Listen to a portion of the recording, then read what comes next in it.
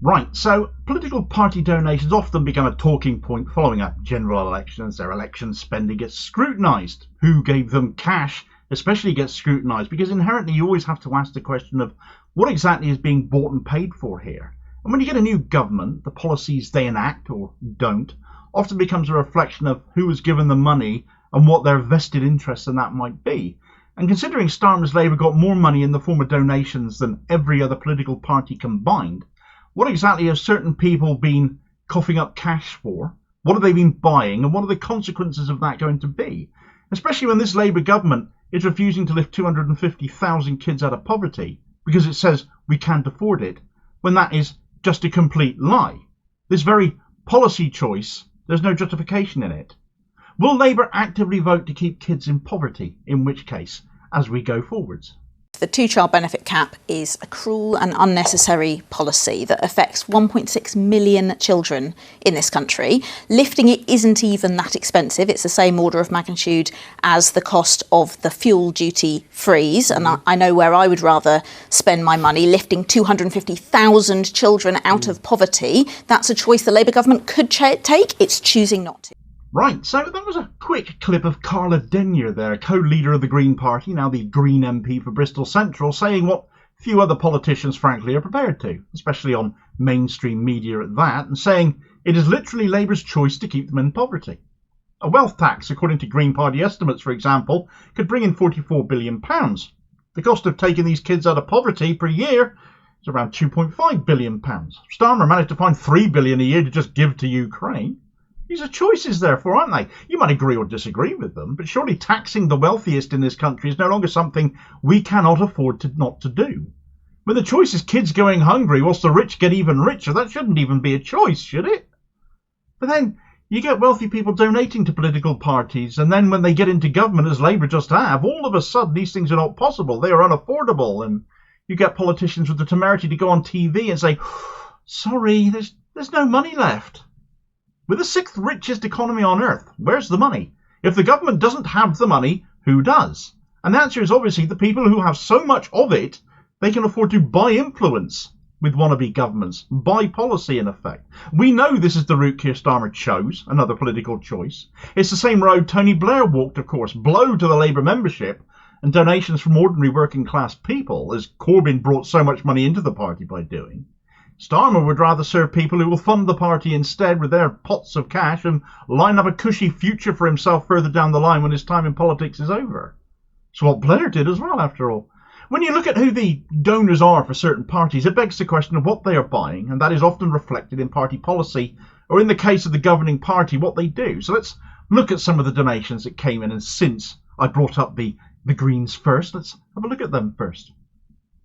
Election donations-wise, the BBC have published the donation figures and collated a list of the 16 biggest donors, and the Greens brought in a very modest £160,000, all in, mostly from small donations, no big money donors for them, but the same can't be said for other parties and the limited company majority owned by Nigel Farage. That masquerades as a political party called Reform UK, who brought in 10 times as much as the Greens, but only got one more seat than them.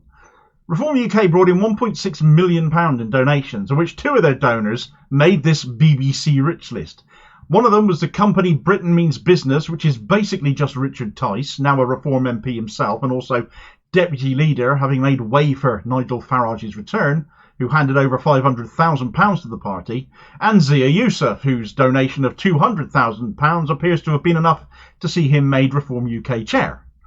The Lib Dems brought in slightly more, £1.65 million, with large donations appearing on the list from consultancy firm Adam Management, handing over nearly £480,000.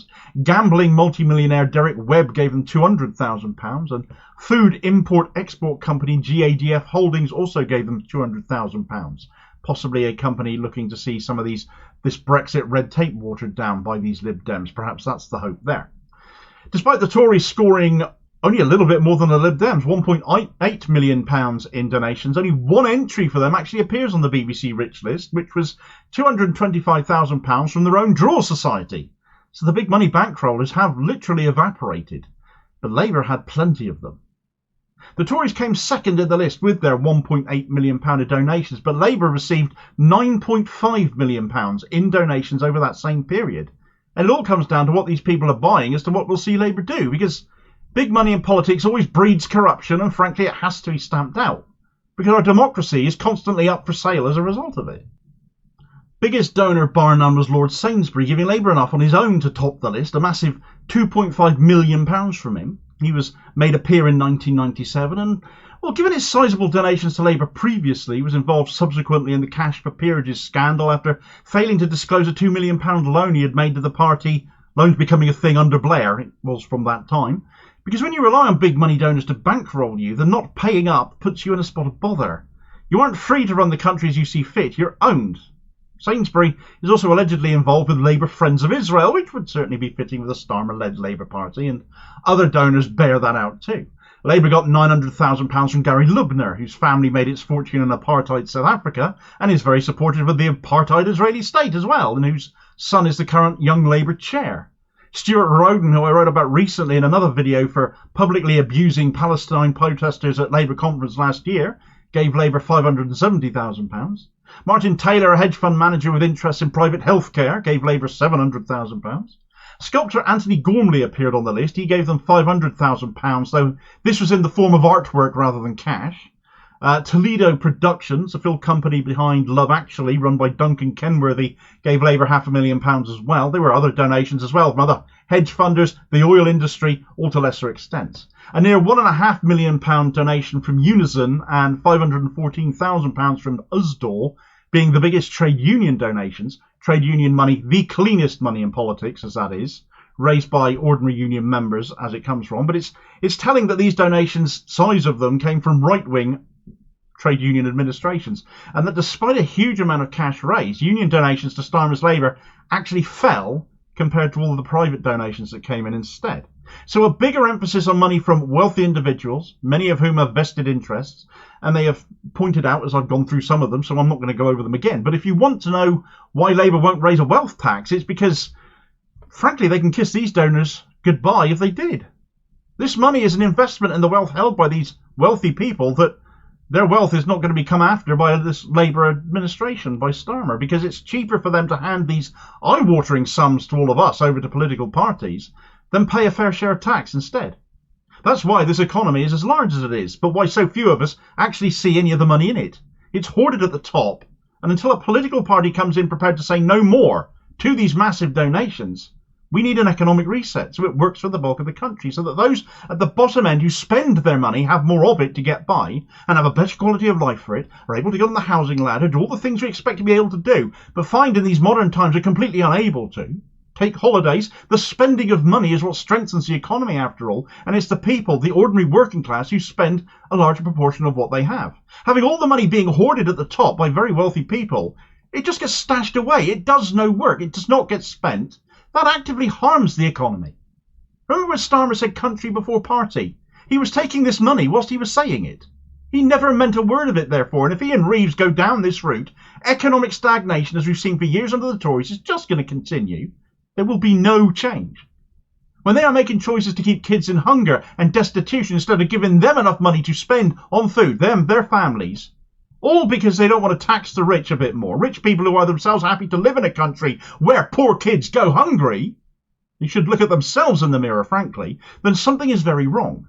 But thank goodness there are some politicians, a few, who will call this out. And on this matter of child poverty and the two-child benefit cap, Starmer could be facing a reckoning, not just from outside his own party, from the likes of the Greens and the independent MPs who largely crowdfunded a lot of their campaigning and their election spending money, but no big donors there. But within it as well, and less than 2 weeks into government, Starmer's Labour, if they choose to fight this, whether they win or lose, are going to look just as evil and just as nasty as any Tory administration that's come before them, if they just don't stop and do the decent thing. Meanwhile, all of those pro-Israel donations are paying off too, as Labour seek to get Israel off the hook at the International Criminal Court for those arrest warrants attempting to be procured by the ICC Chief Prosecutor Karim Khan, instead of letting due process be carried out as they promised during the election campaign.